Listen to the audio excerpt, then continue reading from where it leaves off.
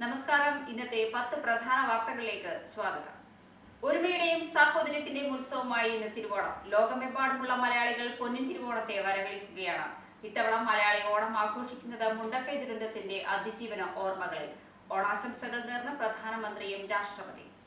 Hema committee റിപ്പോർട്ടിലെ മൊഴികളിൽ POCSO കേസുകൾ സ്വമേധയാ രജിസ്റ്റർ ചെയ്യാൻ പോലീസ്. മറ്റ് ലൈംഗിക ചൂഷണങ്ങളിൽ കേസെടുക്കുന്നത് മൊഴി നൽകിയവരുടെ താൽപര്യം അന്വേഷിച്ച ശേഷം.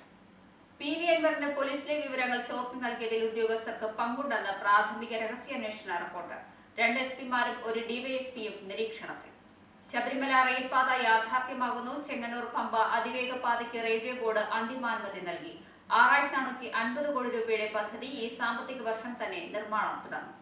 ഡൽഹി മുഖ്യമന്ത്രി സ്ഥാനം 2 ദിവസത്തിനകം രാജിവെക്കുമെന്ന് അരവിന്ദ് കെജ്രിവാൾ. വോട്ടർമാർ തീരുമാനിക്കാതെ ഇനി മുഖ്യമന്ത്രി സ്ഥാനം തുടരില്ലെന്നും പ്രഖ്യാപനം. ബ്രിട്ടീഷ് ഭരണത്തെക്കാൾ ഏകാധിപത്യ ഭരണമാണ് കേന്ദ്രത്തിന്റേതെന്നും വിമർശനം. MA Baby CPM general secretary ആയേക്കും. പോളിറ്റ് ബ്യൂറോയും കേന്ദ്ര കമ്മിറ്റിയും യോഗം ചേർന്ന് അന്തിമ തീരുമാനമെടുക്കും. ചാരവൃത്തി ആരോപിച്ച് 6 ബ്രിട്ടീഷ് നയതന്ത്രജ്ഞരെ റഷ്യ പുറത്താക്കി. മോസ്കോയിലെ ബ്രിട്ടീഷ് എംബസിയിലെ രാഷ്ട്രീയ വിഭാഗം ഉദ്യോഗസ്ഥരുടെ നയതന്ത്ര പദവിയാണ് റദ്ദാക്കിയത്. US പ്രസിഡന്റ് തെരഞ്ഞെടുപ്പിൽ ബഹിരാകാശത്ത് നിന്ന് വോട്ട് ചെയ്യുമെന്ന് സുനിത വില്യംസും സഹയാത്രികൻ ബുച്ച് വിൽമോറും ബാലറ്റ് ആവശ്യപ്പെട്ട അപേക്ഷ നൽകി. മടക്കയാത്ര മുടങ്ങിയ ഇരുവരെയും അടുത്ത ഫെബ്രുവരിയിൽ ഭൂമിയിൽ തിരിച്ചെത്തിക്കും.